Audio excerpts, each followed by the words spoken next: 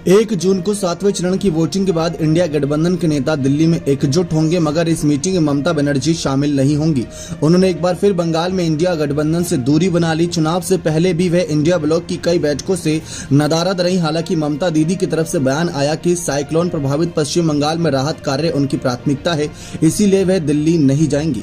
इस बीच बसपा सुप्रीमो मायावती को लेकर भी काफी कयास लगाए जा रहे थे कि इस बार के लोकसभा चुनाव में अकेले चुनावी मैदान में उतरी, लेकिन आप सब भी जानते हैं कि बिना किसी गठबंधन की सहायता के प्रधानमंत्री पद तक पहुंच पाना उनके लिए भी नामुमकिन जैसा है। कई सारे विश्लेषक तो ये कह रहे हैं कि बसपा को 7 चरणों में 7 सीटें मिलने के आसार भी नजर नहीं आ रहे, जो बसपा पिछले चुनाव में सपा के सहारे 10 सीटें निकाल पाने में कामयाब रही थी। वहीं बसपा के नेताओं का कहना है कि बसपा पहले भी अकेले चुनाव लड़के 20 सीटें निकाल चुकी है। आप 7 सीटों की बात कर रहे हैं तो देखते हैं किसकी बात में कितना वजन रहेगा, 4 जून को पता चलेगा।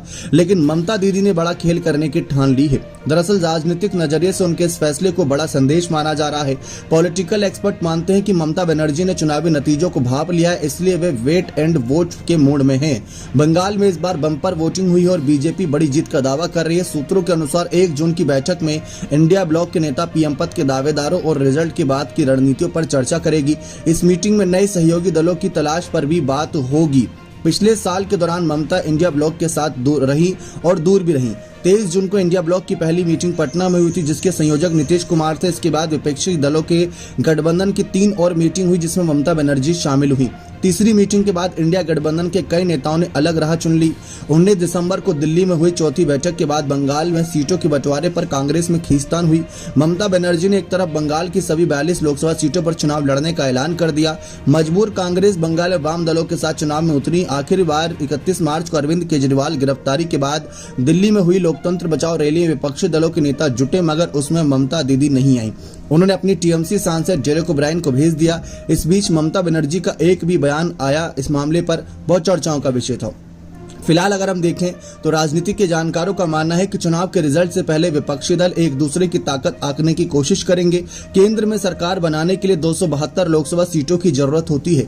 जो जितनी सीटें जीतेगा उसे उतनी हिस्सेदारी मिल सकती है। ममता बनर्जी इस गठबंधन की बड़ी स्टेक होल्डर हो सकती हैं, बशर्ते वे बंगाल में 30 से ज्यादा सीटों पर जीत दर्ज करे। ऐसे ही हाल बिहार में तेजस्वी यादव, तमिलनाडु में स्टालिन और महाराष्ट्र में उद्धव और शरद की है। इन नेताओं को भी हिस्सेदारी के लिए लोकसभा चुनाव के रिजल्ट में 90% से ज्यादा सीटों से सफलता हासिल करनी होगी। बंगाल में मुकाबला कड़ा है और चुनाव ममता बनर्जी की प्रतिष्ठा दांव पर लगी है। दूसरी ओर बीजेपी एक बार फिर मोदी मैजिक, मुफ्त राशन और आक्रामक चुनाव प्रचार के बाद 400 पार करने का दावा कर रही है। ऐसे में इंडिया गठबंधन के लिए ज्यादा सीटें हासिल करना की संभावना कम हो जाती है। 6 चरणों के मतदान के बाद वोटिंग पैटर्न भी इशारा दे रहा है कि इस बार कोई बड़ा बदलाव नहीं हो रहा। ममता बनर्जी नतीजों को भांप चुकी है, इसलिए वे रिजल्ट के बाद ही अपने पत्ते खोलेंगी। वहीं 1 जून को इंडिया गठबंधन की बैठक से ममता बनर्जी की दूरी का दूसरा पहलू भी है। 4 जून को रिजल्ट के बाद क्लियर होगा कि इंडिया गठबंधन में शामिल राजनीतिक दलों को कितनी सीटें मिली हैं। इसके बाद ही नेताओं की हैसियत भी तय होगी। कांग्रेस ने चुनाव से पहले इंडिया गठबंधन की मीटिंग में राहुल गांधी के लिए एजेंडा तय कर रखा था। राहुल ने मीटिंग में बिना चर्चा किए प्रेस कॉन्फ्रेंस में जातीय जनगणना, ओबीसी आरक्षण का राग छिड़ दिया। बताया जाता है कि इससे ममता दीदी काफी नाराज हो गई थी। अब ये बात साफ है कि जिसके पास ज्यादा नंबर है वो आगे पार्टी यहाँ पर बनेगी तालमेल के जरिए। तो ऐसे में बीएसपी, जैसा कि हमने कहा, नई सहयोगियों की भी तलाश रहेगी। ममता दीदी भी एक अपनी अलग राह अपना रही, जिसकी वजह से यहाँ पर चुनावी माहौल काफी गर्माने वाला है। तो काफी ज्यादा सियासी उथल पुथल इंडिया दल की बैठक में हो सकती है।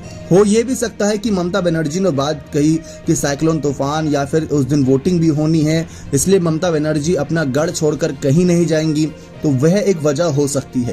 लेकिन जैसा कि आप भी जानते हैं, अरविंद केजरीवाल लोकसभा चुनाव प्रचार के लिए ही जेल की सलाखों के बाहर आए थे और उनको फिर वापस जेल जाना पड़ेगा। तो उससे पहले केजरीवाल की मौजूदगी में ही शायद इंडिया गठबंधन इस बैठक को चाहता है, ताकि सभी नेता सहयोगी दल वहां मौजूद रहें। नए सहयोगियों की तलाश में भी बातचीत जारी रहे, ताकि उन नेताओं को जिम्मेदारी दी जाए कि जो पहले से ही नाराज नेता है उनको कैसे मनाया जाए, वो बाकी इंडिया दल के नेताओं पर बाकी दारोमदार छोड़ा जाए। तो फिलहाल ममता बनर्जी एक तरफ नाराज हैं या उनको पता चल चुका है नतीजे क्या आने वाले हैं। अपने आप को वो फ्रंट फुट पर रखना चाहती, इसी वजह से वह ज्यादा से ज्यादा सीटें निकालकर इंडिया दल से अपने आप को दूरी रखे हुए हैं। सवाल यहां पर भी बनता है, ठीक वही रणनीति मायावती की भी हो सकती है। जैसा कि आपने देखा, पश्चिम बंगाल की 42 सीटों पर ममता बनर्जी चुनाव लड़ी अकेले, और उसके बाद उत्तर प्रदेश में भी उनकी पार्टी एक सीट टीएमसी जो लड़ी भदोही सीट से अखिलेश यादव के दम से, वहां पर भी चुनाव लड़ी। खुद अखिलेश यादव उनके लिए प्रचार करने पहुंचे थे।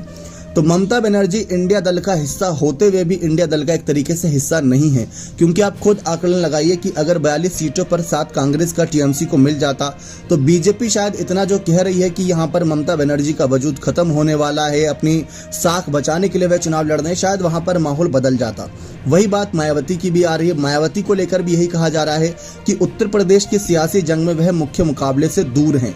अगर ऐसा होता तो शायद मुख्य मुकाबले के बाद भी यहाँ पर जिस तरीके से इंडिया वर्सेस एनडीए की लड़ाई है, तो इंडिया दल के नेता बसपा के ही वोटरों से वोट की अपील नहीं करते, बहुजन समाज से लगातार ये गुहार नहीं लगाते कि संविधान बचाने के लिए आप भी हमारा साथ दें।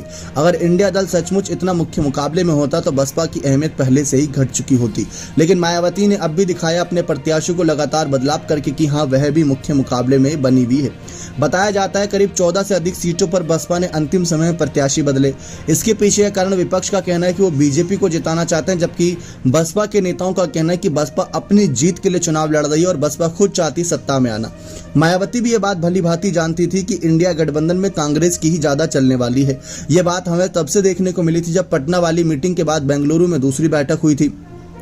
वहीं से पता चल चुका था कि कांग्रेस इस बैठक को हाईजैक कर चुकी है। कांग्रेस के कहने पर ही ज्यादातर चीजें हो रही हैं। नीतीश कुमार 2 बातों से नाराज थे, पहला सीट शेयरिंग, दूसरा हमने देखा था नाम से। उन्होंने कहा था कि इंडिया में भी एनडीए की तरफ कहीं ना कहीं झुकाव आ रहा है, तो वो नहीं होना चाहिए था। लेकिन उसके बावजूद कई सारे दलों ने कहा कि चलो ठीक है, इंडिया अलायंस भी नाम ठीक है, तो वहां पर सहमति जताई गई। और उसके बाद जैसा कि हमने आपको बताया कि प्रेस कॉन्फ्रेंस करके राहुल गांधी ने खुद ही ये बात कह दी कि जिस तरीके से उन्होंने मुद्दे आगे रख दिए कि जातीय जनगणना, आरक्षण का मुद्दा यह हमारे लिए जरूरी है, तो वो भी एक तरीके से बात गलत नहीं थी। मतलब राहुल ने तो सोचा कि चलो ठीक है, इंडिया का नेतृत्व कर रहे हैं, लेकिन सबकी सहमति होना बहुत आवश्यकता है उसमें। लेकिन इसके बाद हमने देखा कि अब ममता बनर्जी की अगर नाराजगी उन कारणों की वजह से है, तो वह भी अलग होने के बारे में जरूर विचार करेंगी। जैसे मायावती ये बात पहले ही भाप चुकी थी कि कांग्रेस क्या कर सकती है और क्या नहीं कर सकती। आरक्षण और साथ ही साथ यहाँ पर संविधान बचाओ की बात की। लड़ाई लड़ते कांग्रेस अपनी राजनीतिक रोटियां सेक रही है। बीजेपी का तो साफ कहना है कि टीएमसी का सफाया पश्चिम बंगाल में और कांग्रेस का सफाया संसद से हम करने वाले हैं। उनके मुश्किल से मुश्किल 40 भी सांसद जीतकर नहीं आएंगे।